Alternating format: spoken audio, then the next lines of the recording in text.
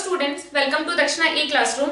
So guys, here we will be solving paper DRT3 in which we had questions from laws of motion, friction and capacitors. So first question is maximum force required to be applied on B so that A and B move together.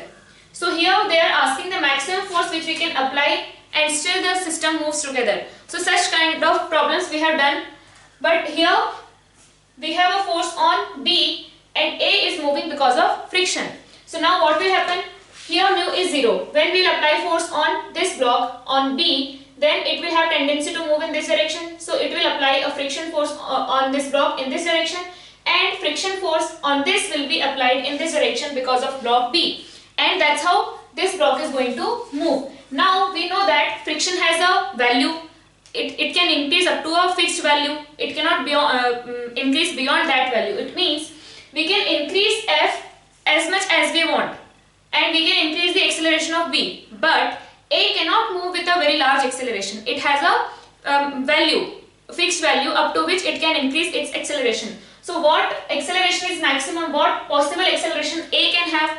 So it will come from friction. So maximum value of friction is here, F max is equal to the normal force which is acting between A and B, and it will be 4 into G into mu 1 by 6. So 40 by 6 is the maximum value of friction, and because of which maximum acceleration of block A will be equal to F max divided by mass of A, which is 4. So it is 10 by 6. 40 by 6 by 10, by 4. So it will be 10 by 6 meter per second square. It means A can have maximum acceleration is equal to 10 by 6, or you can say 5 by 3. Now, if A can move with only this much acceleration, it cannot move with more acceleration than 10 by 6. It means if we are slowly increasing the value of capital F, we can increase its value up to an amount in which the acceleration of A is 10 by 6. If we increase the value of F beyond that particular value, then what will happen? A will lag behind and B will start moving in forward direction. Correct? So they are not going to move together if acceleration of the system goes beyond 10 by 6, because A cannot move with acceleration more than 10 by 6. So it means this whole system should move with 10 by 6. We are applying a maximum force, and in that case complete system will move with maximum acceleration of A. So in that case what will happen? F is equal to mass, which is 9, into acceleration of the system, which is 10 by 6. This is the maximum acceleration possible, and this is the maximum force possible for which they move together. So from here we will have 15 Newton. F is equal to 15 Newton. So up to 15 Newton we can increase the force, and up to 15 Newton they will move together. If we increase force beyond that, they will not move together. Question number 47. In the arrangement shown in the figure, coefficient of friction between the two blocks is mu is equal to half. The force of friction acting between the blocks is. So this is the setup. So we have to find out the friction force acting between the blocks. So 20 Newton force is acting here, 2 Newton force is acting here. Now if you see, this is smooth surface. So when 20 Newton will act here, it will try to move in this direction, and this block is going to apply a force on this block in this direction, and this block is going to apply a force on this block in this direction, because it has tendency to move in this direction, this has tendency to move in this direction. So relative motion, friction will act opposite to the relative motion, right? Now if you see the complete system, let's assume that they are moving together.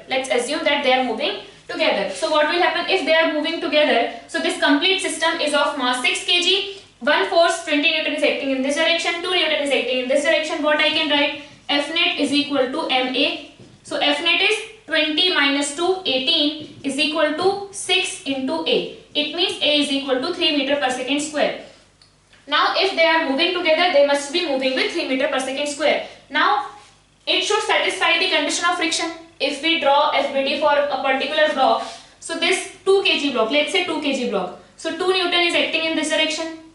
In this direction, friction is acting. So now its acceleration is, this acceleration is in this direction. How much? 3 meter per second square. So for this what we will write? F minus 2 is equal to mass into acceleration, right? So F is equal to 8 Newton. So friction for this acceleration of the complete system, friction must be 8 Newton. Friction between the blocks must be 8 Newton. Now let's see the friction has this value in its range or not. If it's not, it means blocks are moving separately, and in that case we will have to solve the problem again. If they are moving separately, then maximum value of friction will act at this between the blocks, and in that case they are going to move separately. Now let's see what is the maximum value of friction. So Fs max is equal to what? Normal is 20 into coefficient of friction, it is half, it is 10 Newton. Okay, so maximum value of friction is 10 Newton, and for this condition we need only at 8 Newton friction. It means they are moving together. The friction between them which is acting is equal to 8 Newton, and their acceleration is 3 meter per second square. Maximum value of friction is 10, but for this condition it is required 8 Newton. It means they are moving together. Friction is sufficient for them to move together. So they asked us what is the value of friction acting between the blocks. It is 8 Newton. Question number 48. A block of mass 4 kg is kept on the ground. The coefficient of friction between the block and the ground is 0.8. An external force 30 Newton is applied on the block parallel to the ground. The resultant force exerted by the ground on the block is. So here first we will see if 30 Newton is acting on this block. Let's see whether this block is moving or not. So friction will act in backward direction. What is the maximum value of friction? It is 40 into 0.8. 32 Newton. Okay, so friction is greater than this. It means at this condition friction must be 30 Newton and this block is at rest. If you increase the force, friction will increase. If you increase force to 31 Newton, friction will increase to 31 Newton. If we go beyond 32, then block will start moving. But now block is at rest. It means from the surface a force equals to 30 Newton is acting in this direction, and a force 40 Newton which is equal to normal is acting in this direction. So total force from the surface will be 40 here, 30 here, 40 here. It means 30 square plus 40 square and its root. This is the total force from the surface. Many students must have done a mistake and they have directly applied 30 Newton or directly answered 30 Newton, but this is wrong. The resultant force exerted by the ground on the block is, resultant force will be F and N, resultant of F and N, and that is equal to 50 Newton, right? So answer will be 50 Newton. Now next question is, in the figure shown a ring of mass M, capital M, and a block of mass small m are in equilibrium. The string is light and pulley P does not offer any friction. So this is frictionless, this is massless, all those ideal conditions. And coefficient of friction between pole and M is mu. Here coefficient of friction is mu. The frictional force offered by the pole on M is. So this is in equilibrium. It means here mg, here tension is equal to mg, here tension is equal to mg. Now this string will pull this ring and it will keep it in equilibrium, right? So this ring will appear to be something like this. ऐसे फंसा type का होगा, है ना? So यहाँ पे normal will act between them. So normal force here, normal is equal to tension, right? This ring will push. Let's say this is pole. This ring will push this pole in this direction, and pole will push the ring in that direction. So here we will have tension is equal to normal. So and friction, maximum value of friction will be equal to mu into n. So all of these things you don't need to do. Simply they have asked the frictional force offered by the pole on M is. We know that this system is in equilibrium. It means in this direction force is balanced, in this direction force is balanced. Now normal is acting in this direction, mg is acting on this ring in this direction, and friction must balance that mg. So the value of friction which will be acting is equal to mg. No need to do anything.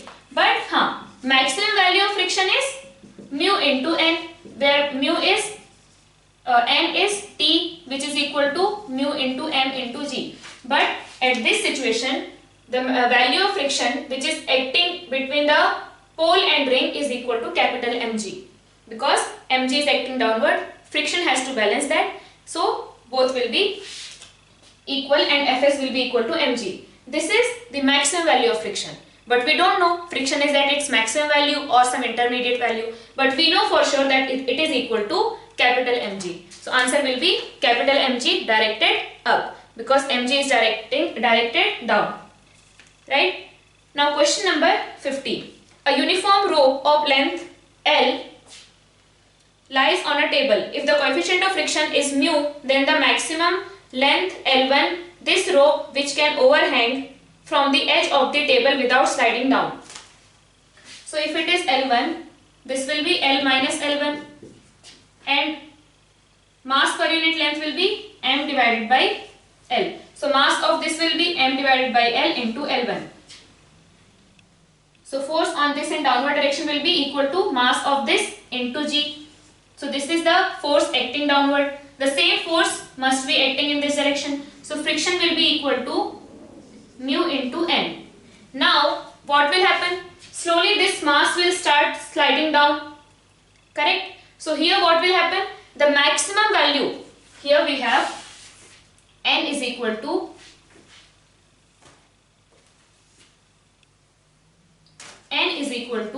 we have mg will act on this part of the string or the rope. So n will act on it in upward direction and it will be equal to mg. So m by L into L minus L1 into G.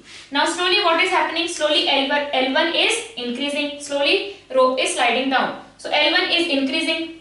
So this whole amount is decreasing. It means F max is decreasing.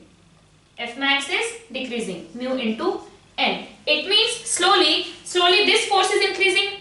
It means the friction can have some value from 0 to maximum value. But as this force is increasing, the friction force is going towards the maximum value. Slowly it is going towards the maximum value. And there will be a point when friction will be at its maximum value. And here it will balance the mg because of this. After that, if this slides further, then what will happen? Then here the value of friction will not be able to balance this part of mg or this force mg, and in that case it will completely slide down. So we have to just balance the maximum friction. The critical condition is that maximum value of friction which is available, it should be able to balance the hanging part. Correct? So what we'll have? This is the hanging part which is equal to mu into, maximum value is mu into m by L, L minus 1 into G. So from here we will have L1 is equal to mu L and here mu L1. So L1 will be equal to mu L divided by L plus L1 L plus mu divided by mu L divided by mu plus 1.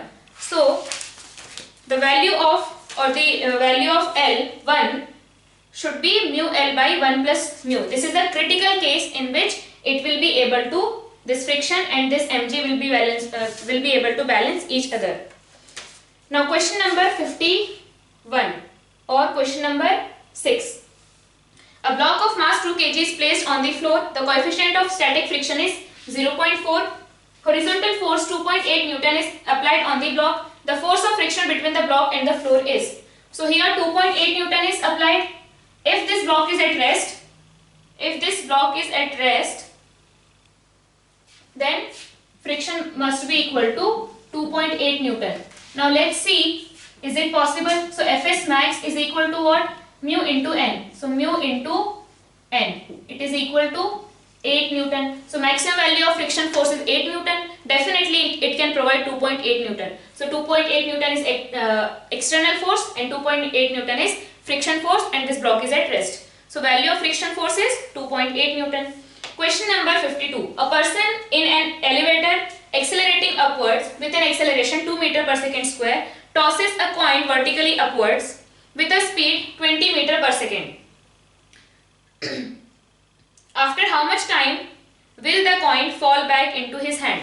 So simply stand here and observe from this frame. So you are in this frame, forget about everything. Now here what we can see, that with respect to u, it has acceleration, or you can say, let's say this is A and this is coin, correct? So this is A. So acceleration of coin with respect to A, because you are in new frame, so you will observe everything with respect to that. So acceleration of coin with respect to A is equal to acceleration of coin minus acceleration of A. So let's take here positive, here negative. Acceleration of coin is minus 10. Definitely G will act downward. Minus acceleration of this is 2. So it is minus 12 meter per second square in downward direction. So now you are in a new frame, and just consider it like a new earth, where the value of G is, where just forget about everything else. You are throwing a coin with speed 20 meter per second, and you have an acceleration is equal to 12 meter per second square downward. When we are on the earth, what is the condition? We throw a coin or a object with initial velocity u, and we have acceleration g, which is equal to 10. Now you are in a frame, you are throwing the object with 20 meter per second and acceleration is 12 meter per second downward. Now simply the way we throw a coin and it comes back to our hand in 2u by g time of flight is 2u by g. Simply same thing will happen here, but now g will be replaced with this value, because now you are in a new planet where you are throwing an object upward and acceleration in downward direction is 12. So simply t will be equal to 2 into u divided by g, that is 10 by 3. T is equal to 10 by 3 seconds. So in 10 by 3 seconds it will come back to its hand, correct? So here we have just used the concept of relative motion. If you will try to do it without relative motion, it will be very difficult. So just assume that you are in a new frame. The way we used to calculate time of flight in projectile, the 2u by g formula, in the same way you can do it here, and you will get 2u by the new acceleration. So I have just assumed that we are in a new planet. You can say we are in a new planet where value of g is 12. So we are throwing an object upward with some velocity and acceleration in downward direction is 12. So simply the same thing which was happening at earth with g is equal to 10, same thing is happening with g is equal to 12, or g effective is equal to 12. Now question number 8. All surfaces are assumed to be frictionless. Calculate the horizontal force F that must be applied so that M1 and M2 do not move relative to M3. M1 and M2 do not move relative to M3. Okay, here we have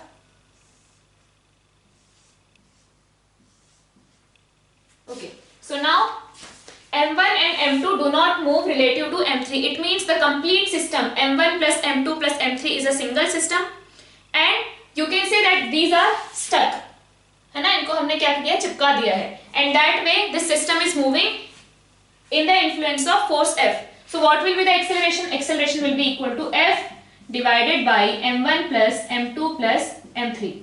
It means all of these must have acceleration A in this direction, this should have acceleration A in this direction, this should have acceleration A in this direction. Now let's just observe for this block. So on this block, T is acting in this direction, right? So T is equal to MA, or you can say M1A. So from here you are getting T is equal to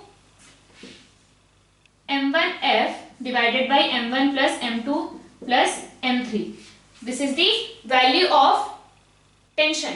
Now for this block is only moving in this direction. And why it is moving? It is moving because of normal from here. It will get a normal force from here, and because of that it will move. But we have nothing to do with normal. But we know that this should be stationary in vertical direction. It should be in equilibrium in vertical direction. So for this, what we can write? M2G is equal to T. M2G is equal to T. So M2G is equal to T. M1F divided by M1 plus M2 plus M3. Correct? So here we had to find out horizontal force F. So F can be written as M1 plus M2 plus M3 into m2g divided by m1. Correct? So it is given in the first option. So value of f is this. So what we did, we know that this complete system is moving together and this is moving in horizontal direction. First what we considered that complete system is moving together. This is not moving relative to this, this is not moving relative to this, means all of them are moving with acceleration a in this direction. So a will be equal to total force divided by total mass. Total force divided by total mass. This is the acceleration. Now with this acceleration this block is moving. If this block is moving, this block has only one force, tension, in this horizontal direction. So tension will be equals to m1 into a. From there T is equal to m1 into F divided by sum of the masses. Now in vertical direction this should be balanced because it is not moving relative to the m3. It means it is moving only in this direction. In vertical direction there is no motion. It means m2g is equal to T. So from here you will get the value of F. Now question number 54, or you can say question number 9. So question number 9, a stone of mass 0.1 kg is dropped from the window of a train moving with acceleration 1 meter per second square. So a train is moving with 1 meter per second square and we have dropped a coin from this train which is of mass, this coin is of mass 0.1 kg. Then a force acting on stone just after it is dropped. So just after it is dropped, which force will act? mg will act, right? mg will act on it in downward direction. So m is 0.1, g is 9.8.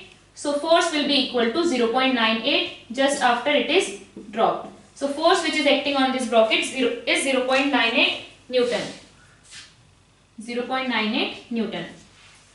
Question number 55. A man of weight W is standing on a lift which is moving upward with an acceleration A. The apparent weight of the man is. What is the apparent weight of man? So simply when we talk about weight, it is the normal force which we are applying on the floor. Or if we are standing on a weighing machine, then the normal force which we are applying on the weighing machine. So if you see here, generally when we are on the floor, we apply normal force equals to mg and that is our weight. So W is equal to mg which is the actual weight. Now if it is moving upward with A acceleration, so what will write? Mg normal. So n minus mg is equal to m into A. So normal will be equals to m into g plus A.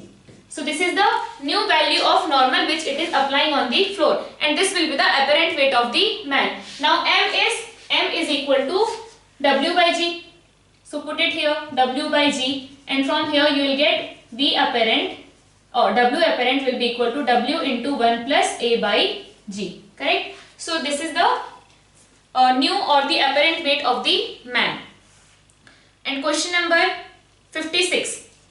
So its answer is first option, W into 1 plus A by G. Question number 56.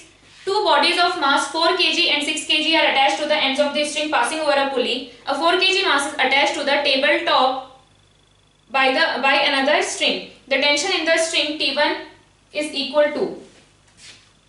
So here we will have 60 Newton.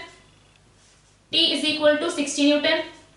So here T is equal to 60 Newton and here 40 Newton because of its own weight, and here we will have T2. So 40 Newton plus T2 is equal to 60 Newton. So T2 will be equal to 20 Newton. Value of T2, the tension in the string T1. Actually they have written this as T1. They wanted us to find out this tension which is equal to 20 Newton. And yeah, in options we have 19.6, 25, 10.6, 10. So definitely it will be 19.6. This is basically what? This is 2 into G. If you take G is equal to 9.8, then answer will be 19.6. So answer will be first option, that is 19.6. And if you take G is equal to 10, then it is 20. Question number 57. 3 blocks A, B and C, each of mass 2 kg, are hanging over a fixed pulley as shown. The tension in the string connecting D and C is. So we have to find out tension here. So this is 2 kg, this is 2 kg, this is 2 kg. Here we will have 20 Newton force and here 40 Newton force. It means this system is going to move in this direction. Acceleration will be what? 40 minus 20, which is 20, divided by total mass, which is 6. So it is 10 by 3. Acceleration of the system is 10 by 3 like this.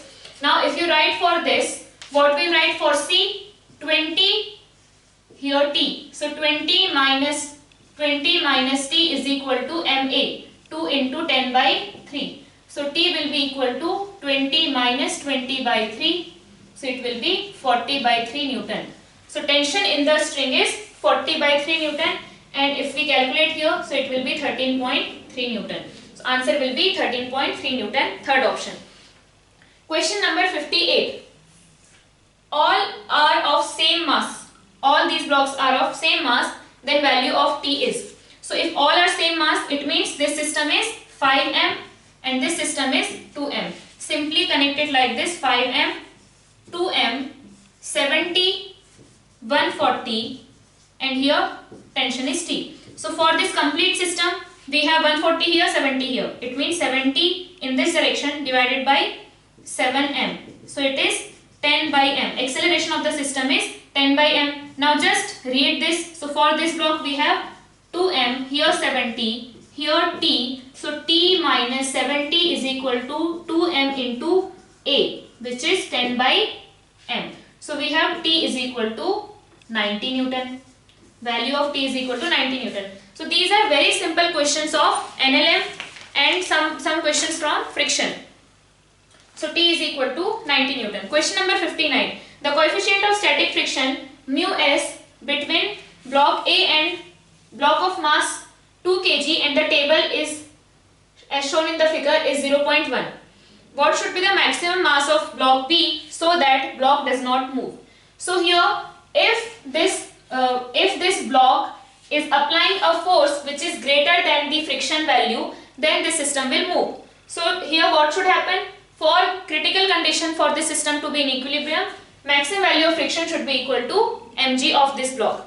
So here total force is 20 into 0.1. Normal will be 20, 20. So 20 into 0.1 is the F max, which is equal to F max is equal to 2 Newton.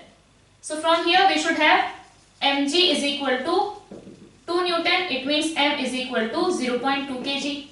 So if B is equal to 0.2 kg, that is the maximum mass we can put in place of B, and this system will not move. If we increase little bit greater than 0.2, then this system will start moving in this direction, because friction is 2 Newton and here force will be greater than 2 Newton. So this system will move downward. Question number 60.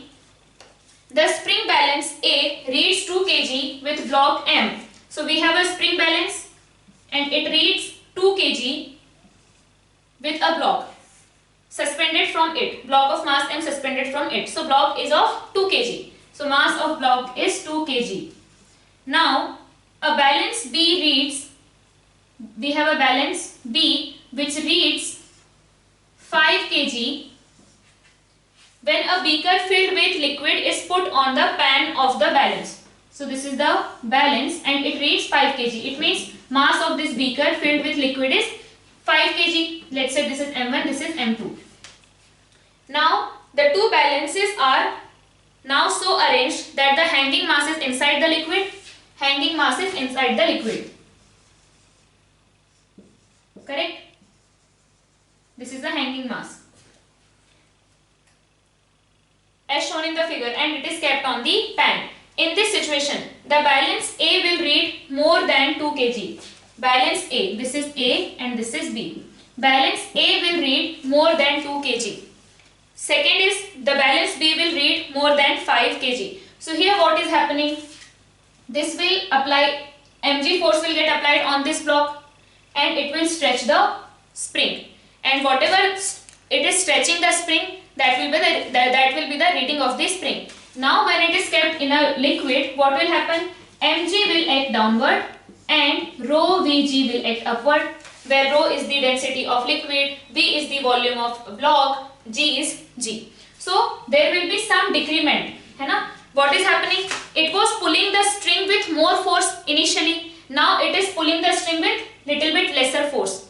So reading, extension or the stretching in this string will get decreased. So A will read lesser, A will have lesser reading basically.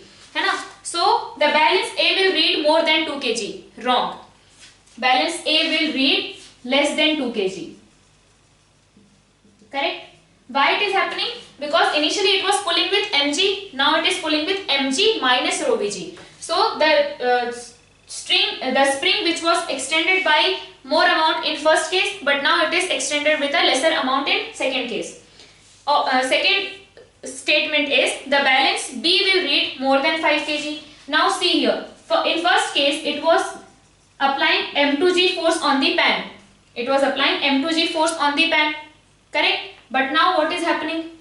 This liquid is applying rho Vg force on this block, है ना?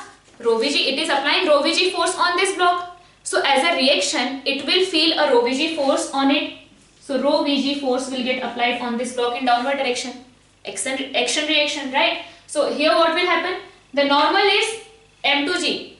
But here what will happen, because of this extra force, the liquid is applying rho Vg on block in upward direction, block will apply rho Vg in downward direction, and because of which it will press the pan with greater force. So pan will read more than 5 kg. So this pan will read more than 5 kg. Correct? So the balance will read more than 2 kg is wrong. The balance B will read more than 5 kg is right. C, the balance A will read less than 2 kg, correct, and B will read more than 5 kg. This is also correct. So A is wrong, B is correct, C is correct, D. The balance A and B will read 2 kg and 5 kg respectively. Means same as before. So that is wrong. So the statement B and C are correct. So here options are A and B, B and C, A, B and C. So third option which says B and C are correct, that will be the answer. Question number 61. So in 61 we have figure shows a wooden block on a horizontal plane at rest.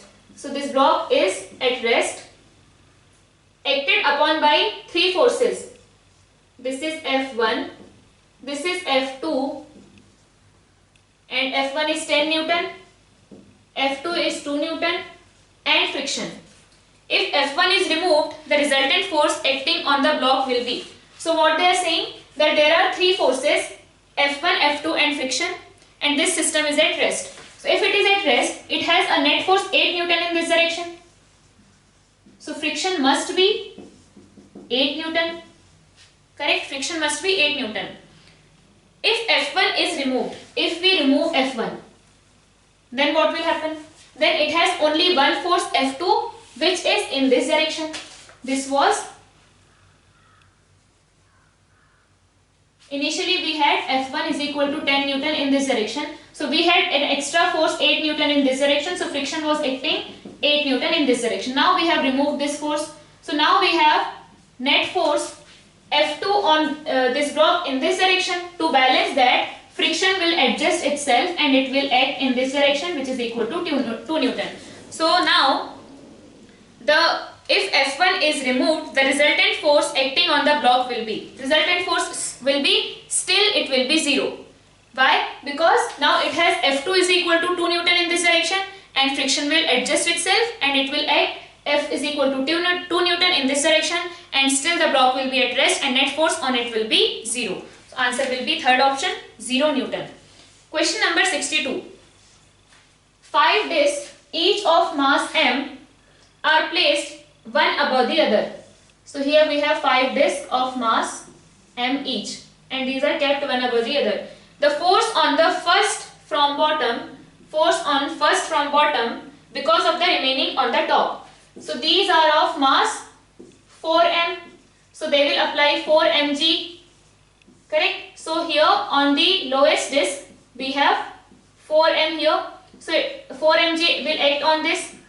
A normal will come from here. What exactly is happening? 4 mg will act on this 4m block or the 4 disc because of earth, and it will press the lowest disc. Now this will apply a normal force on this in this direction. Now because this is at rest, this should be equal to normal. So 4 mg will be equal to normal, and because this is applying a normal force in upward direction which is equal to 4 mg, this will also apply a normal force in downward direction which is equal to 4 mg. So the force on the first from the bottom because of the remaining on the top is equal to 4 mg. Question number 63. action and reaction for a given system. There are statements and we have to tell which of them are correct. Action and reaction for a system. A. Act on the two different objects. Correct. Have opposite directions. Correct. Have equal magnitudes.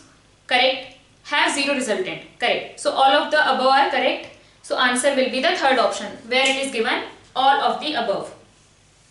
Question number 64. If the parrot starts flying upward with an acceleration in an airtight cage, then the boy will feel the weight of the cage. So cage and inside there is a parrot. है ना? So initially it was sitting inside the cage. So cage is constant, weight of cage is constant. Earlier it was there, later also it will be there. So let's just talk about the weight of parrot. So initially it was weight of parrot which is equal to mg. Now it's an airtight cage. So what will happen when it will try to, for now let's draw the free body diagram, then what will happen, n equals to mg.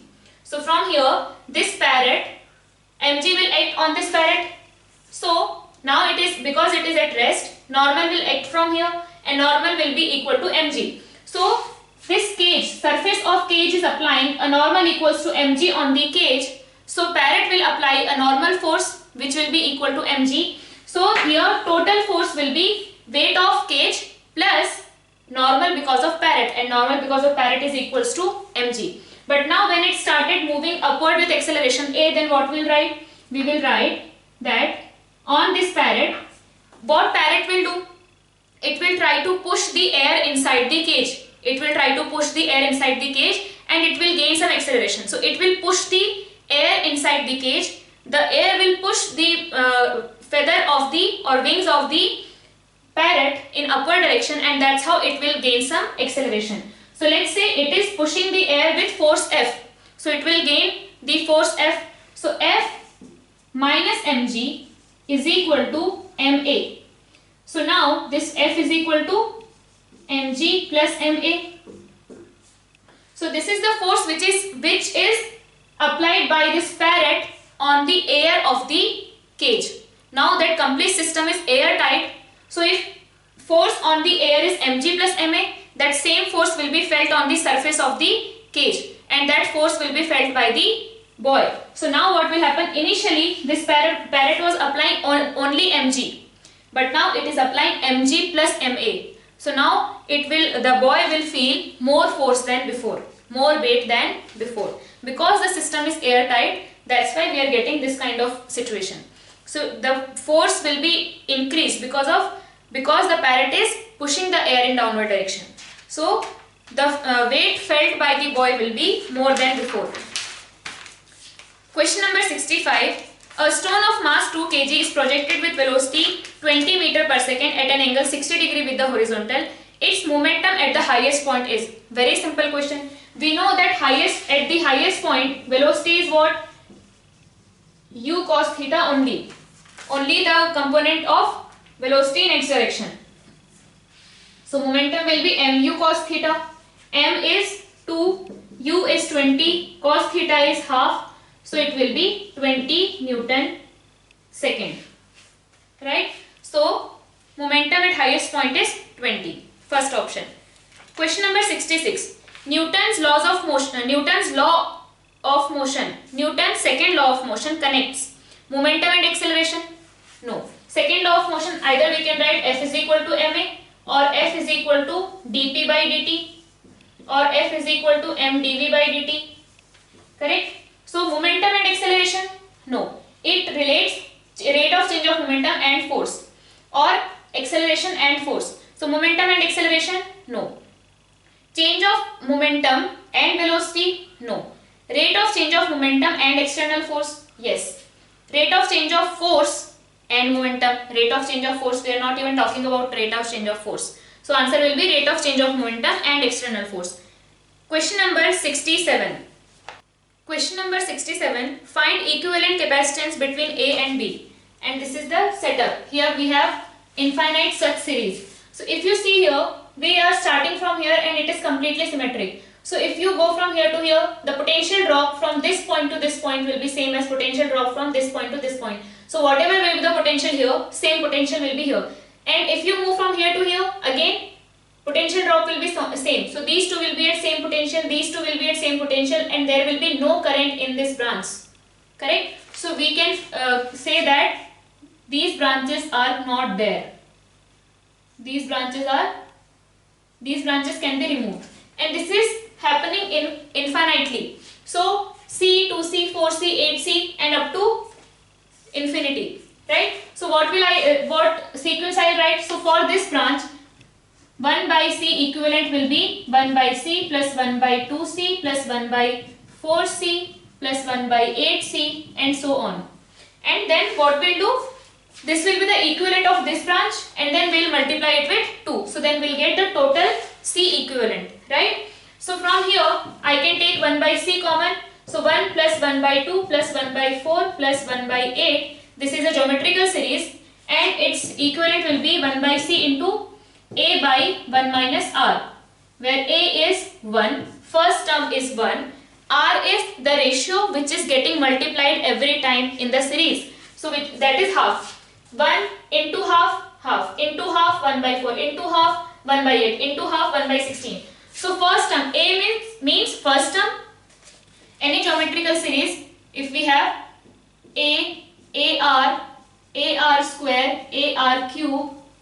So this is the first term, and this is the ratio which is getting multiplied every time. R multiply, R multiply, R multiply. And if this R is less than 1, if R is 0 to 1, then we write sum is equal to A by 1 minus R. First term divided by 1 minus the ratio. So here first term is 1 and ratio is half. So 1 minus 1 by 2, which is equal to 2 by C. It means 1 by C equivalent is equal to 2 by C. It means C equivalent is equal to C by 2. C equivalent is equal to C by 2. So for this branch, equivalent capacitance is C by 2, and when we have C by 2 in parallel, total will be C by 2 plus C by 2, that is equal to C. So equivalent capacitance between A and B is equal to C. Question number 68. In the given figure, each plate of capacitance C has partial value of charge. So basically, what is the charge on this? So if we have a DC source, this will act as a open circuit, and it will have some voltage across this. So this will be open, this branch will be open, and no current will be flowing from here. So current will be only here. So let's find out.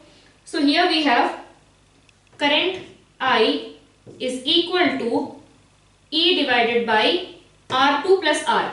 R2 plus R. Now whatever is there is no current in this branch, so there will be no potential drop across this resistance. So whatever will be the potential drop across R2, same will be the potential drop across C, because this has no rule. So potential drop across R2 will be I into R2. So I R2 is equal to V is equal to E R2 divided by R2 plus R. Now the charge on this plate of capacitor will be equal to Q is equal to CV. And V across this is V across R2, which is equal to E R2 divided by R2 plus R into C. So this is the Q on the each plate of capacitor. C E R2 by R2 plus R. Third option. Question number 69. Yeah. A 30 microfarad capacitor, C is equal to 30 microfarad, is charged by a constant current 30 milliampere. If the capacitor is initially uncharged, how long does it take for the potential difference to reach 400 volt? Now we know Q is equal to CV, or V is equal to Q by C. Now here what is happening? Constantly we are supplying a current. So constantly we are supplying charge to this capacitor. So charge in any time, how much charge will be flowing? I into T. So to reach 400 volt, 400 volt is equal to I into T divided by C. C is 30. So 400 into 30 into 10 to the power minus 6 is equal to 30 into 10 to the power minus 3 into time. So from here we have 0.4 second is equal to time. So in 0.4 second, the potential difference across capacitor will be equal to 400 volt. Question number 70. A parallel plate capacitor is charged to a potential difference of 50 volt. So we have a parallel plate capacitor across which V is equal to 50 volt. It is discharged through a resistance. After 1 second, the potential difference between plates becomes 40 volt then. So when we are discharging this with the help of a resistance, let's say it is C and this is R. So what is the equation during discharging? It is V is equal to V naught e to the power minus T by RC. है ना? At T is equal to 0, this will become 1. At T is equal to 0, potential across this capacitor is complete. V naught, the initial potential difference. So it is V naught. When T is equal to infinity, this will become 0 and this will become 0. So at infinity, it will get completely discharged, right? So now here, what we will write? 50 into e to the power minus T by RC. Now they have given some conditions that after 1 second, the potential difference between the plates becomes 40. So put T is equal to 1 second. So V is equal to 40 volt is equal to 50 into e to the power minus 1 by RC. So from here we are getting 4 is equal to 5 by e to the power RC, e to the power 1 by RC. So e to the power 1 by RC is equal to 5 by 4. Right? Now, first option, fraction of stored energy after 1 second is. So for finding out fraction of stored energy after 1 second, we can find out potential across the capacitor after 1 second, which is already given that it is 40 volt. So initially energy was half C into 50 square, and later energy is, after 1 second, energy is half C into 40 square. So fraction of energy stored. So fraction of energy stored will be half C 40 square divided by half C, initial was 50 square. So it is 16 divided by 25. And it is given as 16 by 5. No. So this is first option is wrong. Potential difference between the plates after 2 seconds will be. So after 2 seconds, so put T is equal to 2 in the equation to find out the potential after 2 seconds. So here we have V is equal to 50 into e to the power minus 2 by RC. So V is equal to 50 divided by e to the power 1 by RC whole square. Can I write it like this? Yes. Now e by RC, e to the power 1 by RC is equal to 5 by 4. So 50 divided by 5 by 4 square. So it will be 50 divided by 25 into 16. So it is 32 volt. So after 2 seconds or at T is equal to 2, potential difference across the capacitor is 32 volts, which is right. It is given in the second option. Potential difference between the plates after 2 seconds will be 20 ohm. It is 32 ohm. Fourth, fraction of stored energy after 1 second is 4 by 5. No, it is 16 by 25. So answer is second option. Question number 71. A condenser having capacity 2 microfarad is charged to 200 volts. And then the plates of capacitor are connected to a resistance wire. Thus heat produced will be. So now what is happening? We are trying to discharge the capacitor with the help of a resistance. So whatever is the energy stored in the capacitor, same energy will be dissipated as heat in the resistance. So thus heat produced will be. So heat produced will be how much? It will be equal to energy stored in the capacitor. So it is half CV square. C is 2 into 10 to the power minus 6 V square. So 200 into 200. So 2 से 2 cancel. ये minus 2 बचेगा. So we will have 0.04 joule, or you can say 4 into 10 to the power minus 2 joule, which is given in the second option. Question number 72. 5 identical capacitor plates, each of area A, are arranged such that the adjacent plates are at distance d apart. So basically the capacitor which will be formed, it will be of epsilon naught A by D. The plates are connected to a battery of EMF E volt as shown. The charges on the plates 1 and 4 respectively are 1 and 4.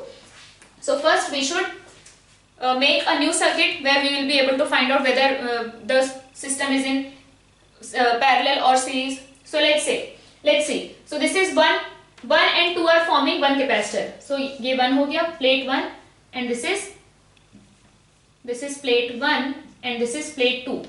They are forming one capacitor. Now 2 and 3 are forming another capacitor. 2 and 3 are forming another capacitor. Now 3 and 1 are connected. So 3 and 1 are connected. So this is 3 and this is 2. 1 and 2 are forming one capacitor. 2 and 3 are forming another capacitor. 1 and 3 are connected. So I have connected 1 and 3. 2. So this is 2. This is also 2. These two are same only, na? So 2 and 2. Now 3 and 4 are forming one capacitor. So let's make 3 once again. So this is again plate 3 and 4 is connected to 2. So I can make it here and connect here. So 1, 2, 2, 3, 3, 4. Now 4 and 5 are forming one capacitor. So 4, I have 4 here. And again 5 and 1 are connected. So this is plate 5 and this is plate 4. So 1, 2, 2, 3, 3, 4, 4, 5. Now 1, this is 1 is connected. 1, 3 and 5 are connected to positive side of E. 1, 3 and 5 are connected to positive of E. And 2 and 4 are connected to negative of E. So 2 and 4 are connected to negative of E. Now here, if we see all four capacitors are in parallel. So let's say if this is epsilon naught A by D, then what will be the resultant? It will be epsilon naught A by D into 4. That is the capacitance. We have to find out the charge on plate 1 and charge on plate 4. So here we have potential difference across all the capacitors are E. So charge on all the capacitor will be Q is equal to CV. C is epsilon naught A by D into E. So charge on all the plates, magnitude of charge on all the plates is going to be this, because all the capacitors have same value, all the capacitors have same potential difference across them. But now let's talk about the plates. So let's take this is Q. So it will have, because it is connected to this point, plus Q minus Q, plus Q minus Q, plus Q minus Q, plus Q minus Q. So plate 1 is only once, so it has charge Q. Plate 4, it is twice, so it has minus 2Q. Okay? And Q is equal to what? Epsilon naught A by D into E, and minus 2Q is equal to minus 2 epsilon naught A divided by D into E. So on 1 we will have this much charge, on plate 4 we will have this much charge. It is given in the option 1. Question number 73. The expression for the equivalent capacitance for the system shown is. So for this we have to find out equivalent capacitance. Now if you see all these plates, this plate and this plate are at same position, or their connection is same. This plate is same because everything is connected. This plate is same. So we can say that this will form one capacitor, this will form another capacitor, this will form another capacitor. And the plates of every capacitor, all one side plates are connected together, all another side plates are connected together. So basically they are forming a parallel connection. Now if you see here, this is A and this is D. So its capacitance will be epsilon naught A by D. Yeah? Okay, area is A. Epsilon naught A by D. It is epsilon naught A by D. And for this we have C is equal to epsilon naught A divided by D and D. It is 2D. And for this we have epsilon naught A divided by 3D. So here what we have? We have a plate of side A. If you see this side A, so side A plate has area capital A. So area of this plate is capital A, area of this plate is capital A. Area of this plate is capital A and area of this plate is capital A. Similarly, capital A, capital A. So and distance between the plates is D. So capacitance will be epsilon naught A by D.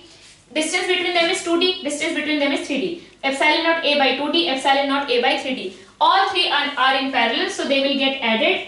Epsilon naught A by D plus epsilon naught A by 2D plus 3D. So C equivalent will be equal to, take epsilon naught A by D common, 1 plus 1 by 2 plus 1 by 3.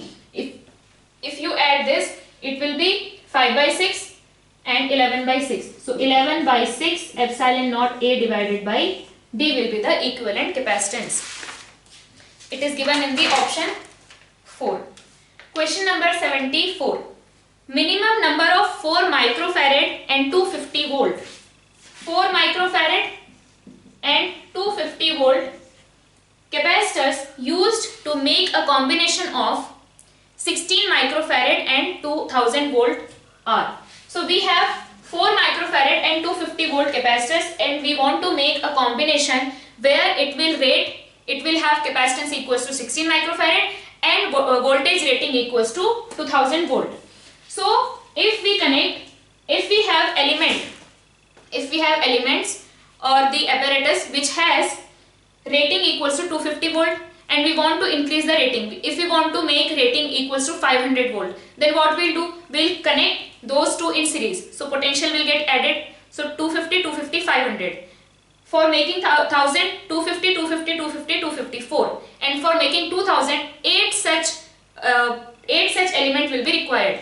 So if we add 4 microfarad, 4 microfarad, 4 microfarad and like this, 8 capacitors, 1, 2, 3, 4, 5, 6, 7 and 8. So this will be 250, 250, 250, 250, 250, 250, 250, 250. So what will be the rating of this combination? It will be 2000 volt. Correct? So now we have got rating equals to 2000 volt. And what will be the capacitance of this? So we have 4 microfarad in series. So it will be 4 by 8. We have 4 microfarad, 8 such capacitors in series. So 4 by 8, C by 8. So its resultant will be 4 by 8, that is half microfarad. Correct? So now what we have got? We have got a capacitor, resultant capacitor.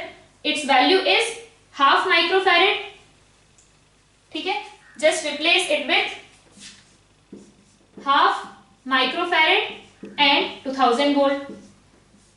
Now if we add such capacitors, so many number of such capacitors, what we'll get?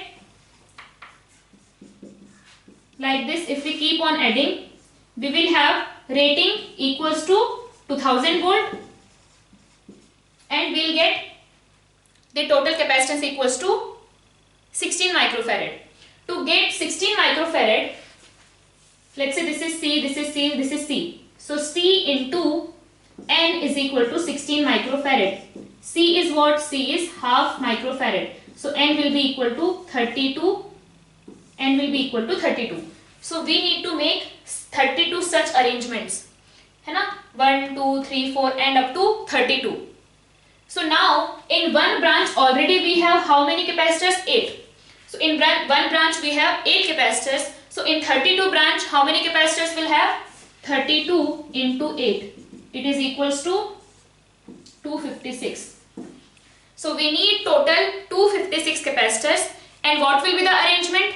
First connect 8 in series and then connect such combination by 32 branch. Such 32 branches in parallel. First connect 8 capacitors of 4 microfarad in series and then 32 such branches in parallel. Then we'll get 16 microfarad as the equivalent capacitance and 2000 volt as the rating, voltage rating. So answer will be 256. Question number 75. The equivalent capacitance in the adjoining figure will be.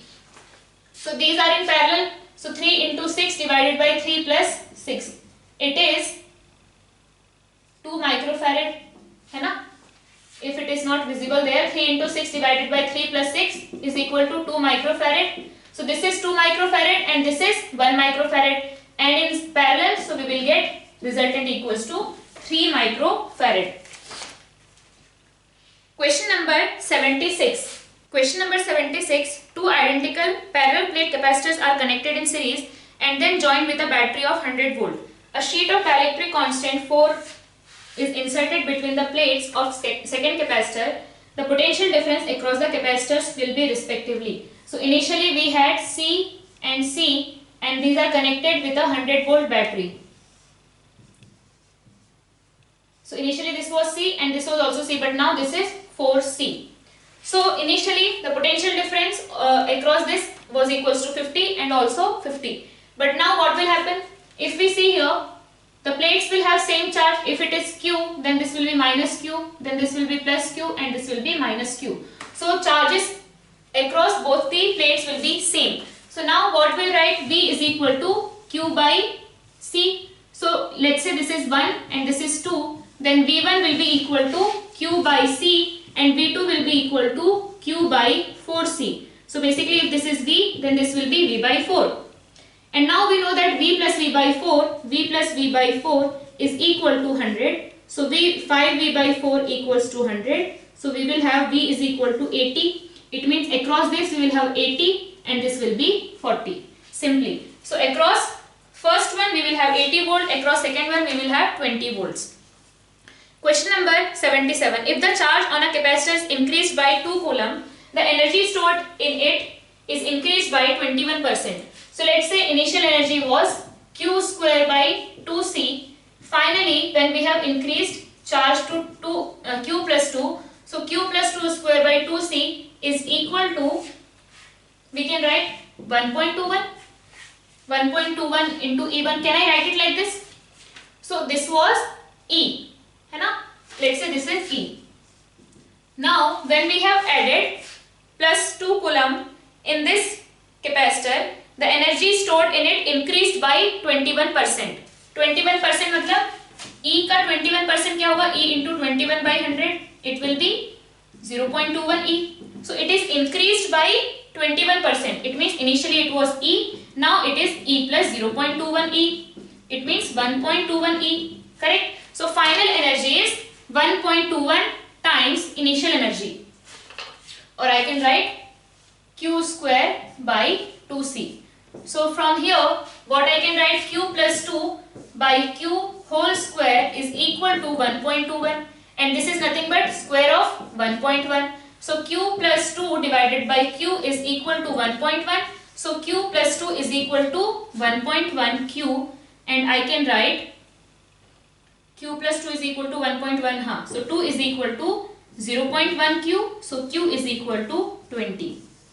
So Q is equal to 20. The original charge on the capacitor is, original charge is 20 in coulomb. So it was 20 coulomb initially. Question number 78. A parallel plate capacitor has circular plates of 10 cm radius. So this is 10 cm radius, parallel plate capacitor, separated by an air gap of 1 mm. So D is equal to 1 mm. Area is equal to, area of the plate will be pi r square, where r is the radius, 10 cm.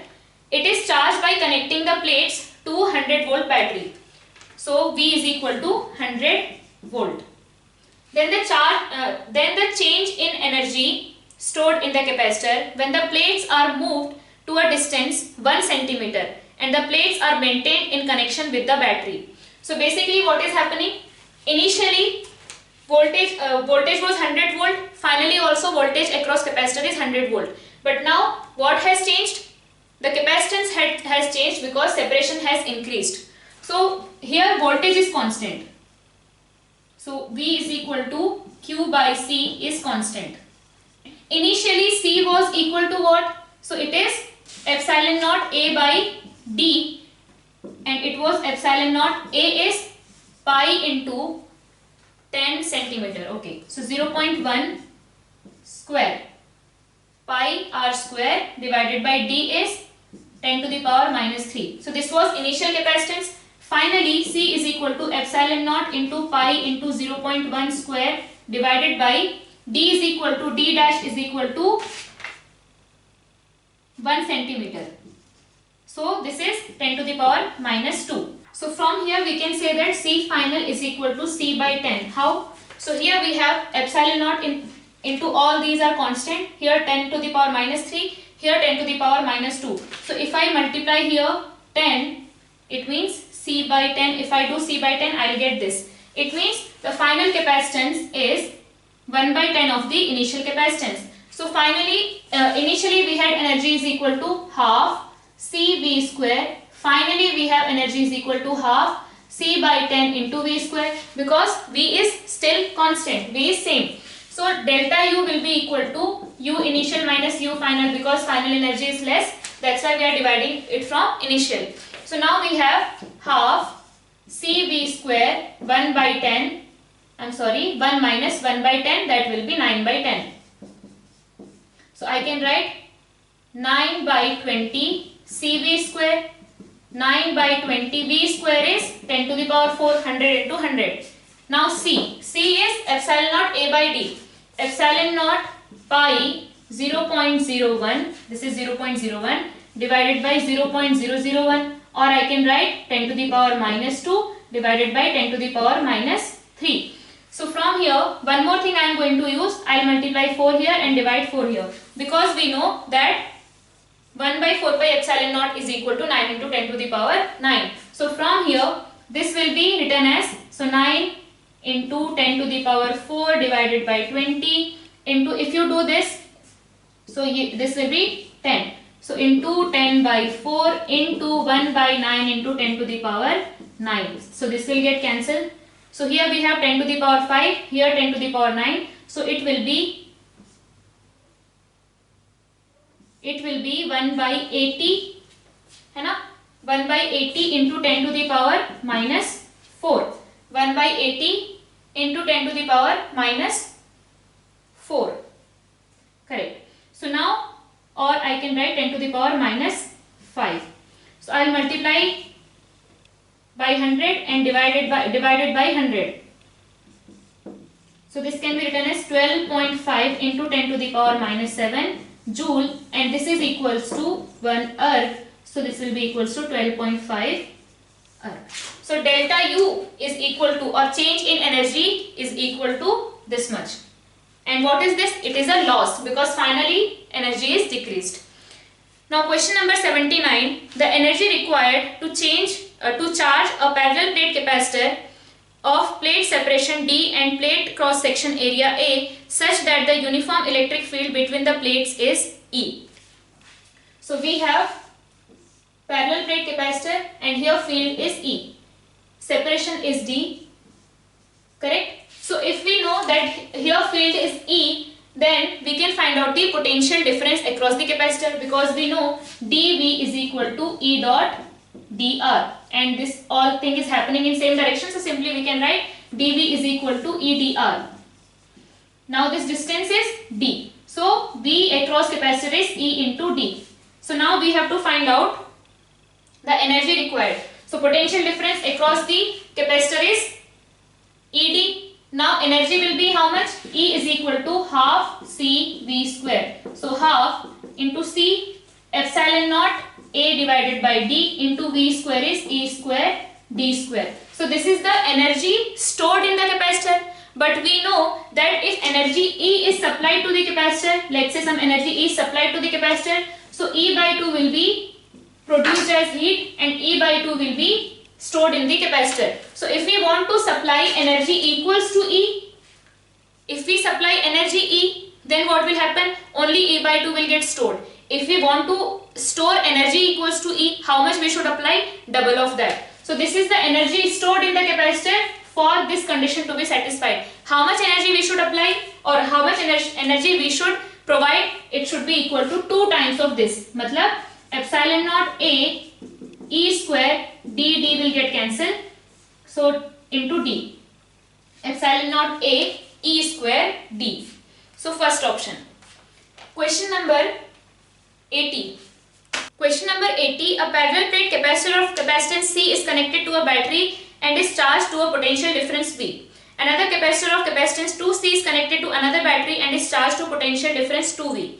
The charging batteries are now disconnected and the capacitor are connected in parallel to each other in such a way that positive terminal of one is connected to the negative terminal of the other. The final energy of the configuration is. So here we have C, which has potential difference V, and 2C, which has potential difference 2V.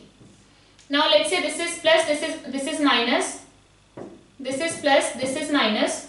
So we are connecting them such a way that positive terminal of one is connected to negative of other. So let's take this as negative, this positive. So this positive negative are connected and this positive negative are connected. The final energy of the configuration is. So now here this is minus CV, this is plus CV. This is plus 4CV, this is minus 4CV. Correct? Now here charge on this plate, these two plates is equal to 3CV and here minus 3CV. So total charge on this side of plate is 3CV and here minus 3CV. So if you want to replace it with a equivalent capacitance, what we can do? This is a new capacitance where charge is plus 3CV and here minus 3CV. And what will be the equivalent capacitance of this? So here we have C, here we have 2C. So C plus 2C, it will be 3C. So capacitance is 3C and charge is C equivalent is 3C and charge is Q nu is equal to 3CV. So what will be the potential difference across this? So V will be equal to Q divided by C. So 3CV divided by 3C, which is equal to V, which is equals to V. Now new energy we have to find out, the final energy of the configuration. So either we can do it Q square by 2C, which is equals to 3 Q square is 9 C square V square divided by 2 into 3C, right? This is the capacitance. So from here we will get 3 by 2 C V square, or you can do half C V square, it's same thing. So half into C is 3C into V square is V square. So from here also 3 by 2 CV square. So simply what we are doing here, first we will see how the capacitors are getting connected after they are charged, and that way we will be able to find out the new capacitance, new charge, new voltage on the new system, and that's how we can find out the final energy of the capacitor or the configuration. Question number 81. If air-filled capacitor has capacitance C, then in the figure a capacitor is filled with dielectrics, the resultant capacitance will be. So initially this was air-filled, this is D, here X, and this is Y. We have to find out capacitance across these two terminals.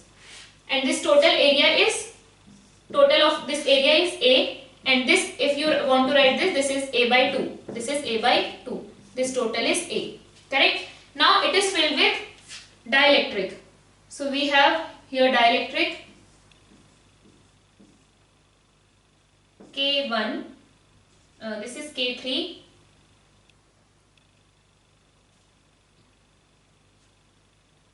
okay, this one is K1, this is K2 and this is K3, right? So now here if you see, this plate and this plate is at the same potential. So here if you see, these two are forming one capacitor, these two are forming one capacitor, and these two are in series, and this plus this, these two are in series, and with this one is in parallel. How? So let's say A, this is B and this is C. So here we have C, B are forming one capacitor, C and B, they are forming one capacitor, and B and A are forming another capacitor, B and A. B and A are forming another capacitor. Now A and C are forming one more capacitor. So this is C and this is A, and these two are forming one more capacitor. So this will be the arrangement. C and B are forming one capacitor, B and A are forming another capacitor, and then again C and A are forming one more capacitor. So this is C, this is A. Now C and B, if we are finding out the capacitance of C-B combination, what it will be? So here we have area equals to A by 2 and distance between them is D by 2. So this is D by 2, this is D by 2, and this area is A by 2 and dielectric K1. So C and B will be K epsilon naught A by 2 D by 2. So by 2 will get cancelled. So K2 epsilon naught A by D, K1 epsilon naught A by D, and this will be distance between them is D, area is A, so it will be K3 epsilon naught A by D. So simply K1C, K2C, K1C and K3C. So its equivalent will be, these two are in series, so 1 by K1C plus 1 by K2C. So it will be, or I can write K1 K2C square divided by K1C plus K2C. So it will be K1 K2 by K1 plus K2 into C. This will be the resultant of these two and add this in that. So K1 K2 by K1 plus K2 into C plus K3 into C. So basically equivalent will be K1 K2 by K1 plus K2 plus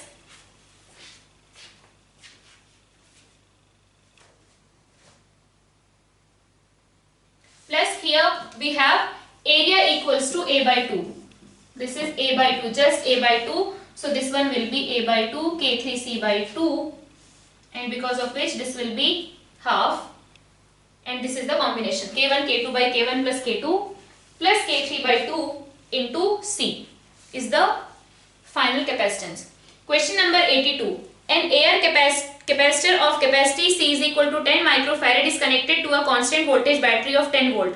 Now the space between them is filled with a liquid of dielectric constant 5. Calculate additional charge which flows from the battery to the capacitor. So this thing we have to keep in mind, that whether the voltage is constant for a capacitor, if there are some changes are happening, which quantity is constant. Like here we have V is equal to constant, because capacitor we are introducing a dielectric constant in the capacitor, but it is still connected to the same battery. So V is going to remain constant. Sometimes what happens that we charge a capacitor, it has some charge, and then we introduce some dielectric constant. In that case what will happen? In that case charge will remain constant.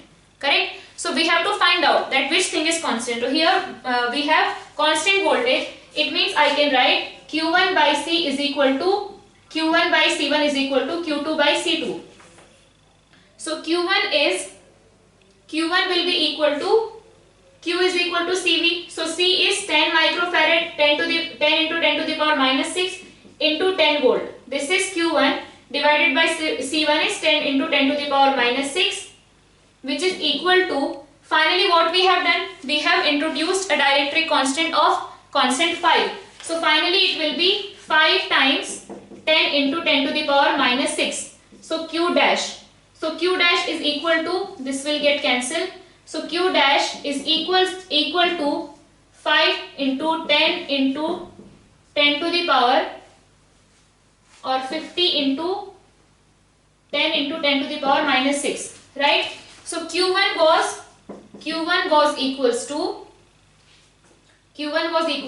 10C and Q dash is equal to 50C. So extra charges Q1 minus Q dash minus Q1, which is equal to 40C, which is equal to 40 into C is 10 into 10 to the power minus 6. So 400 microcoulomb. So 400 microcoulomb charge will flow from battery to the capacitor. Question number 83. When a slab of dielectric medium is placed between plates of a parallel plate capacitor which is connected with a battery, then the charge on plates in comparison with earlier charge, what will happen to the charge? So again we have Q is equal to CV, and if it is connected to the battery, this is going to remain constant. This thing is constant. If we are introducing a dielectric slab, then this will get increased, है ना? Because K is greater than 1. So this will increase. So charge has to increase. So charge will be more when we have introduced a dielectric constant, when it is connected to a battery, because in that case voltage is going to remain constant, and that's how we can say that Q is proportional to C. If C increases, Q increases. Question number 84. Four metallic plates, each with a surface area of one side is equal to A, are placed at a distance D from each other. The two outer plates are connected to one point A and the two other inner plates to another point B, as shown in the figure. So it is like this. We have four plates of area A. These two are connected to a point A. These two are connected to a point B. Area is A, distance is D. Then the capacitance of the system is. So again, let's say this is 1, 2, 3 and 4. But 1 and 4 are same, 2 and 3 are same. Right? So 1 and 2 are forming one capacitor. This is 1, this is 2. 2 and 3 are same. So now 2 and 3 are same, 1 and 4 are same. So 4 is here, 3 is here. 2 and 3 are same, 1 and 4 are same. So basically this is a parallel combination of two capacitors of same capacity. So total capacitance will be 2C, which is equal to 2 into epsilon naught A divided by D. 2 into epsilon naught A divided by D is the equivalent capacitance. Question number 85. The capacitance of a spherical condenser is 1 microfarad. If the spacing between the two spheres is 1 mm, then the radius of outer sphere is. So when we have spherical condenser, what is the capacitor? It is equal to C is equal to 4 pi epsilon naught AB divided by B minus A, where B is the radius of outer sphere and A is the radius of inner sphere, and this is the difference of their radius, which is given as 1 mm.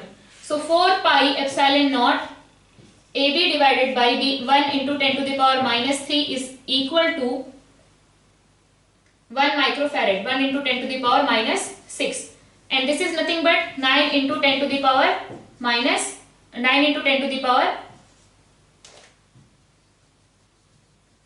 1 by 9 into 10 to the power minus 9.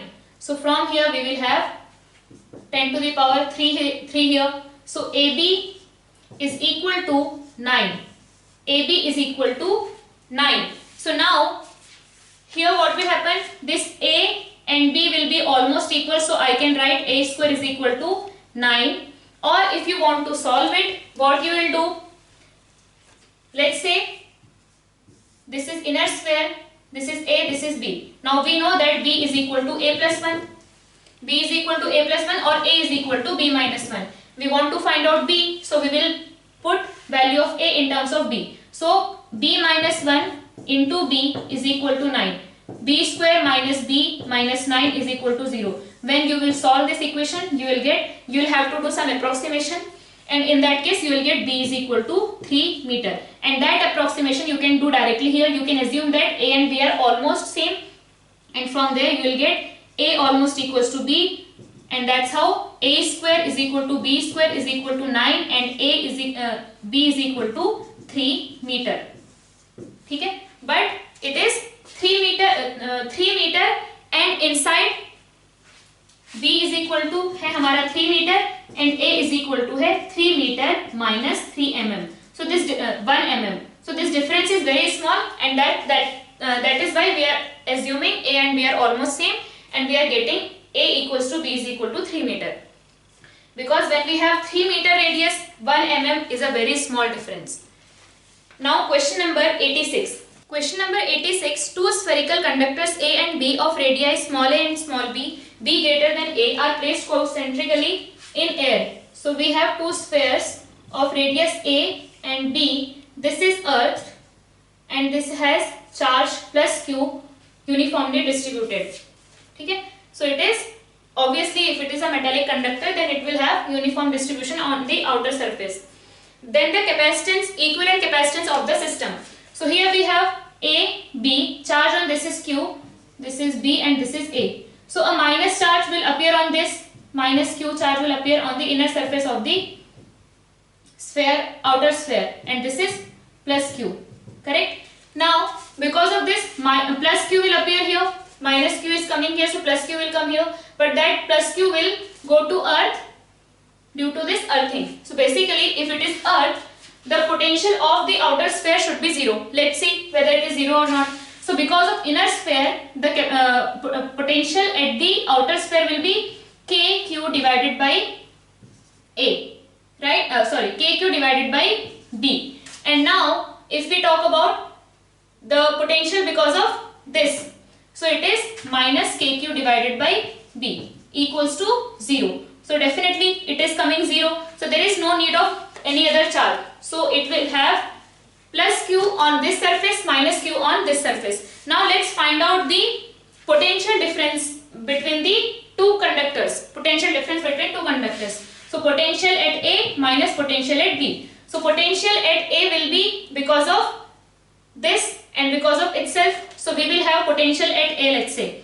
So potential at sphere A will be because of its own charge, it will be kq divided by A, and because of this it will be minus kq divided by B. Potential of D will be equal to, because of this sphere it will be kq by B, and because of this sphere it will be minus kq divided by B. So it will be 0, and it is earth, so its potential has to be 0. So potential difference between this and this will be equal to VA minus VB, which is equals to KQ 1 by A minus 1 by B, right? Now we have to find out the capacitance. So capacitance will be charge divided by